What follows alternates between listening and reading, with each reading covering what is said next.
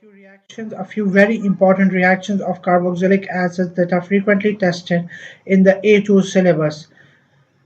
Okay, but before we proceed to the reactions of carboxylic acids, there are some important reactions that we need to do before proceeding there.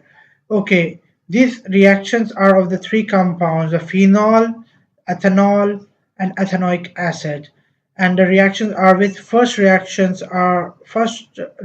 is with sodium metal. This is sodium metal, and with sodium metal we know that phenol is acidic, we know that ethanol is also acidic, and ethanoic acid is also acidic. They'll give a positive test with sodium metal because sodium metal is highly reactive. It will react with phenol to give sodium phenoxide. This organic product is important and it has been frequently asked in the past papers. Then with ethanol, the product that we have is sodium ethoxide. Okay, this is sodium ethoxide, not sodium ethanoate. This is sodium ethoxide.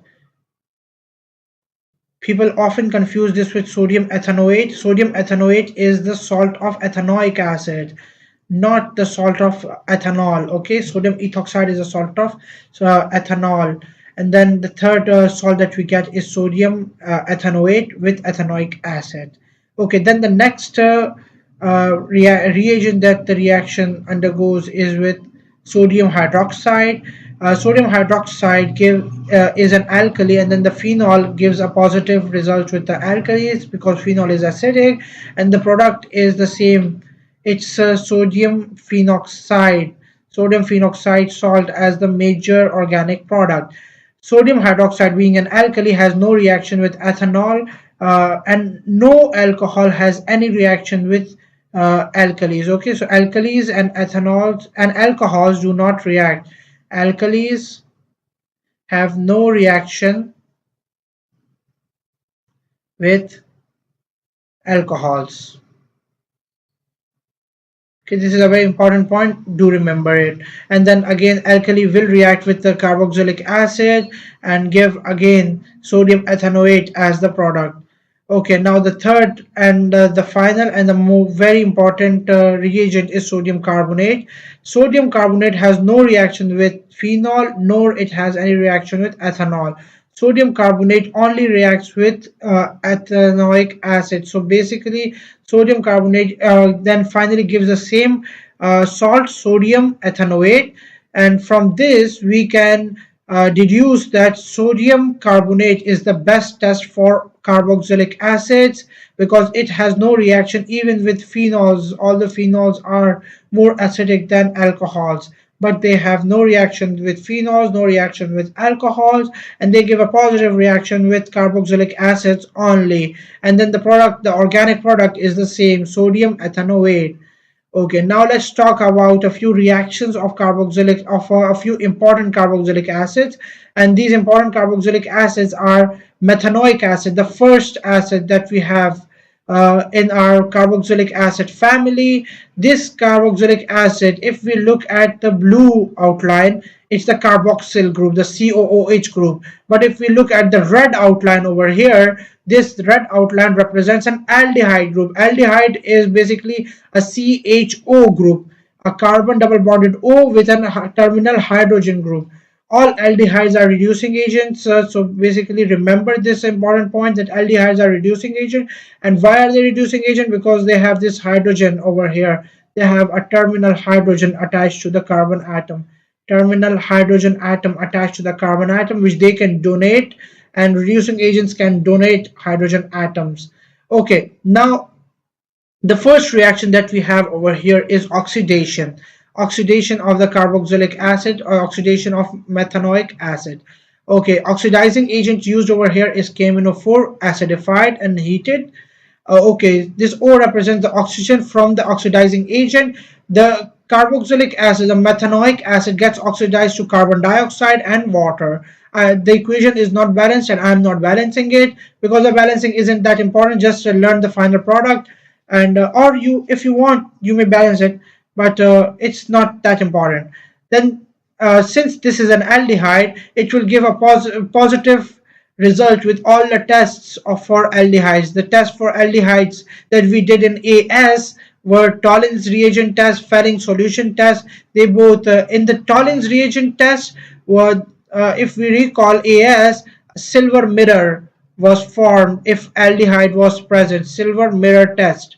This was also called a silver mirror test, and the reagent used in this Tollens reagent that was used was silver diamine silver 1 with a positive charge. This was the cation present in the Tollens reagent that was used as a test for aldehydes, and this would then get converted to silver element. Silver mirror would have formed.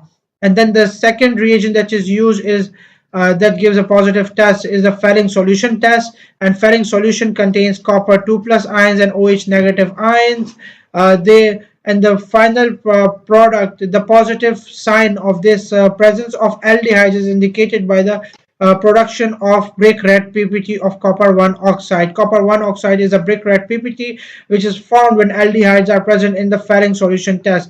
And then I've made a few equations over here. So then again, methanoic acid combines with Tollens reagent to give carbon dioxide and water. Again, carbon dioxide and water. In oxidation, the products were carbon dioxide and water. Over here, this is basically an oxidation reaction, therefore it gives carbon dioxide and water again. And then Fehling's test also gives a brick red PPT. Fehling's test does give a brick red PPT. Fehling solution test, and in Fehling solution tests, a brick red PPT is formed, and this is also an oxidation reaction, or you may also call it a redox reaction, in which the methanoic acid gets oxidized to carbon dioxide and water again. Now the next important acid that we are going to talk about is the ethane dioic acid, carbon double bonded oxygen, ethane meaning 2 carbons, and then dioic acid meaning 2 carboxylic acid groups. So this is our ethane dioic acid, which is also referred to as the oxalic acid.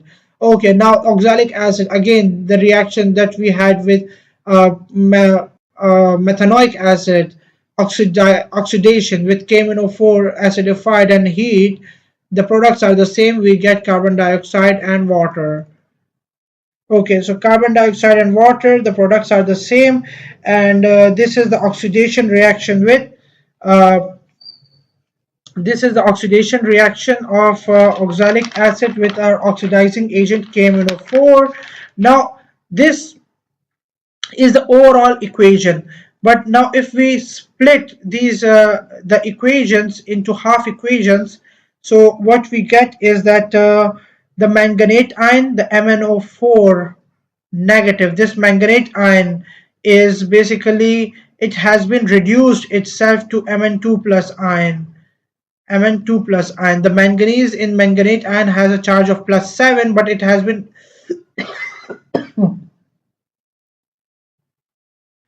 excuse me.